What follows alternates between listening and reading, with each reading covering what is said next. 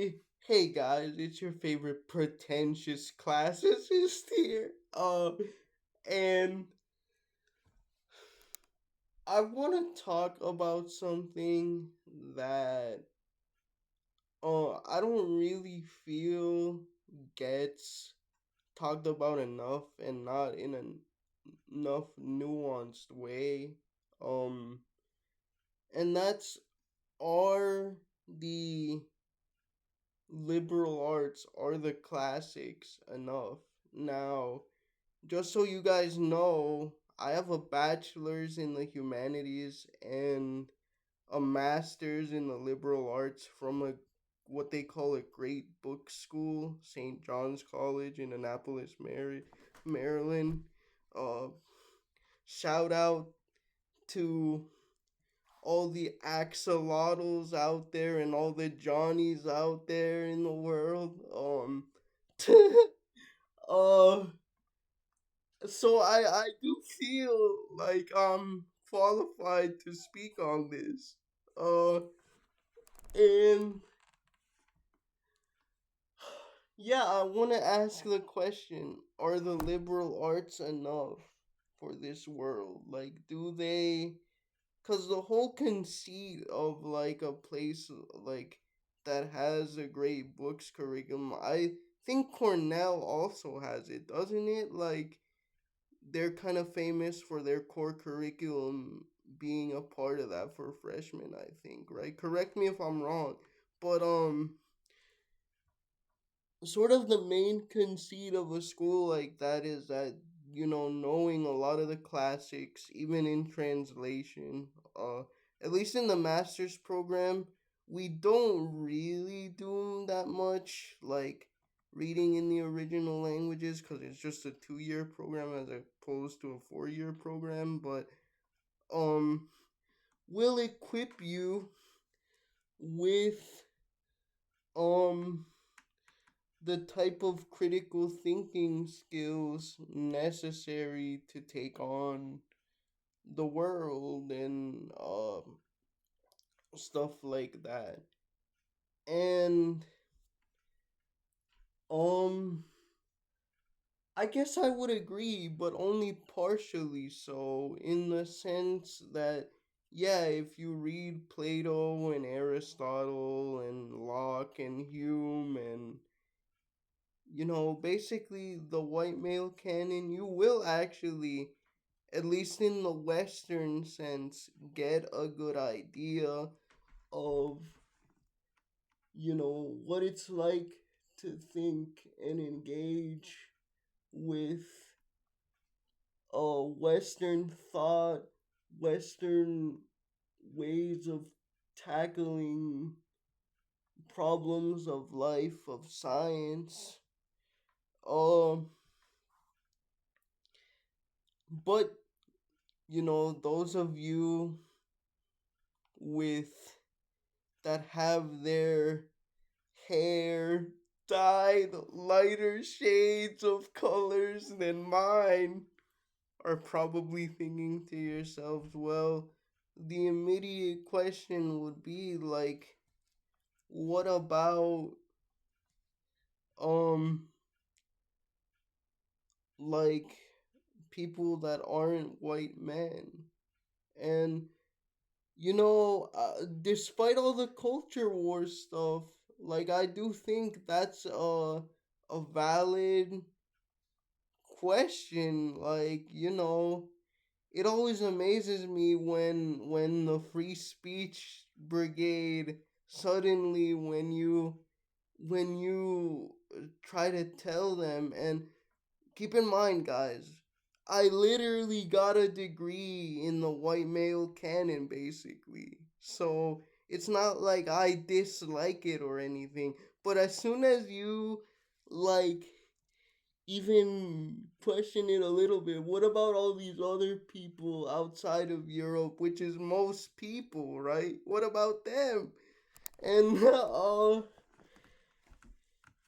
it's kind of like, yeah, um, there's a whole other world um out there of people, especially in Asia, um whose ideas have influenced so many others, but also in Africa. I'll get to that later.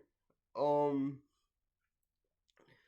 but it's kind of like when I did my humanities degree, I made sure to take like Eastern religions, Eastern philosophy type stuff. I learned a lot about Taoism and Buddhism and all of that stuff.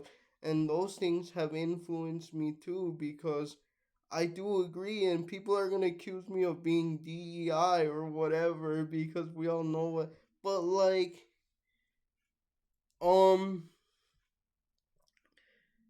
yeah, you should study people that aren't European despite their outside influence on our modern um world. You really should.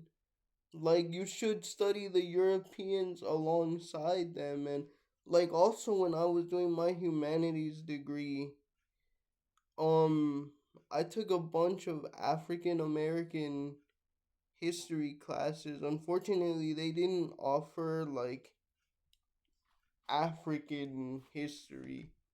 Um,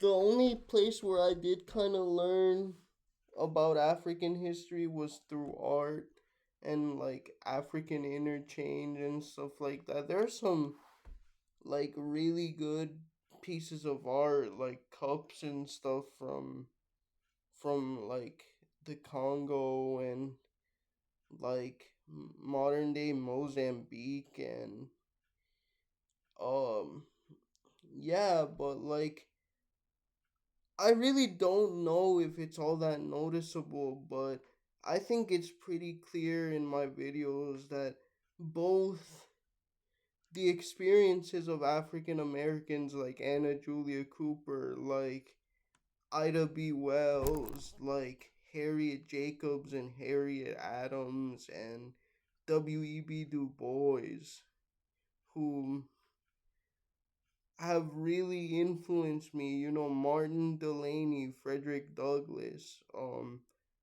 Huey P. Newton, Malcolm X, like those people, whether we agree with them or not, also had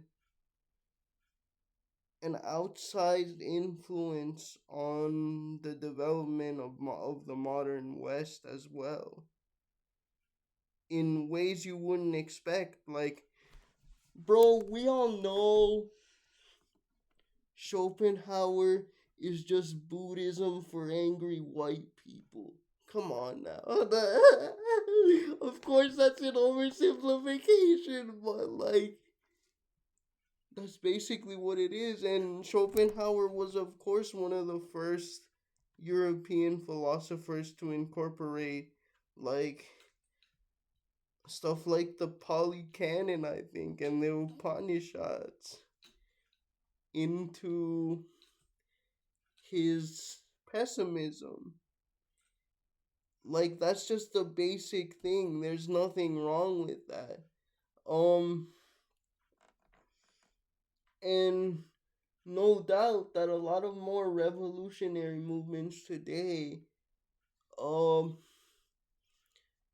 are influenced by a lot of the more radical segments of like the Black Panther Party and stuff like that. And Malcolm X, as I said, I am. Like my vision of disabled separatism and disabled independence is like a MalcolmXian vision of disabled society. Now, does that mean I don't think that the white male canon isn't worth reading? Of course, I think the white male canon is worth reading. It's literally a lot of the foundations for the ways we think and the ways we approach problems inside and outside of the academy, guys. So, you know, what I'm saying is that even if your interest lies in a specific place, try not to discriminate knowledge. Try to, really see if ideas should be considered, because I'm just gonna be real with you. All, and this is something a professor, shout out to Professors Lead Wells in my St. John's math and politics and society classes told me that all education, due to the inherent nature of human bias and stuff like that, is indoctrination in some form.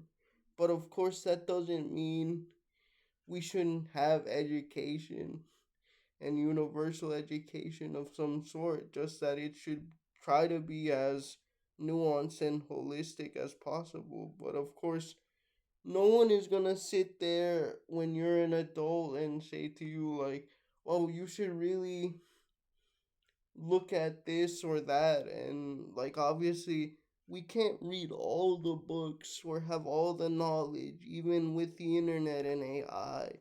So, just do the best you can to not discriminate against any knowledge, no matter who it comes from, unless it's just super outrageous, or like pseudoscience, or like, I don't know, MLMs and stuff like that. That's a whole nother different class of thing, right?